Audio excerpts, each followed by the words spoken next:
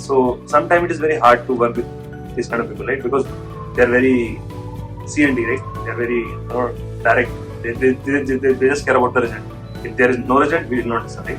But when this transformation happens, right, sometimes it becomes very uncomfortable. Let's say for me, right, I also have little bit sick. So sometimes it becomes very, very difficult to accept it, right? Here, I'm right. Why should I go with this? Why should I listen to John? Why should I listen to these people, right? So how do you deal with that kind of change? Because Steve has done this, right? So it took him lots of time, right? But for some people it may take more time. It will be very uncomfortable. So how to become comfortable with this uncomfortable situation? That's really a good question. I think that there was an interview with one of the person who wrote Becoming Steve. Yeah. So the author of that book was interviewed by one of the podcasters, and he mentioned a couple of interesting things. So Steve as a person, he didn't realize that he had to grow personally, because personal growth is something we are aware of.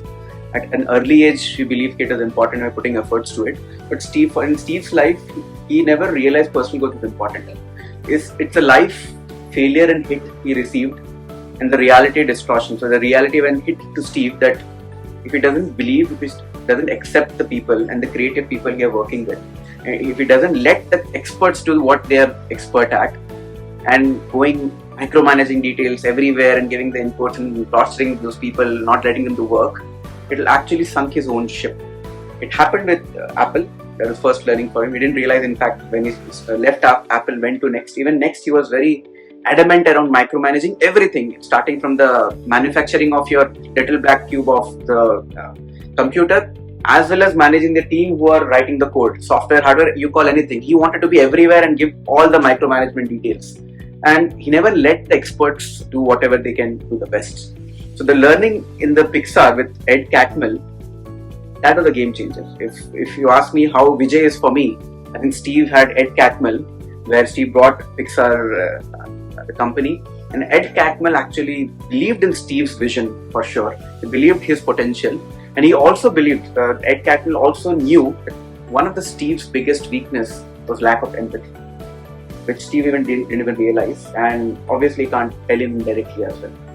While the reality started hitting, when the Next was not doing good, when he was running out of money, and when he realized that when Ross Perot, who invested on Steve's vision, he came, and when Ed helped him to realize the power of creative people around you, and that's when they won Oscar awards after that. All this time, listening to Ed's advice, Steve never interfered. Steve always let the people what they do best. Steve's only job at Pixar, because Steve was not an animated guy, he was not an animated graphics guy, he was a pure hardware, software kind of person. He was there with the team only when the team needed lifting up, because in the journey they had a lot of failures, many things failed, people are losing hope, and how to bring hope into people and let past go, focus on the future. The one thing Steve did was to encourage people at the point of time, listening to Ed's advices there. And I think that change transformed Steve as a leader, because in the whole journey around Pixar made him a person which we all aspired him to be.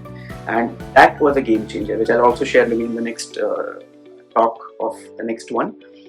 So the whole idea that he started being aware of his failures, and he started accepting the reality that you cannot be great in singularity.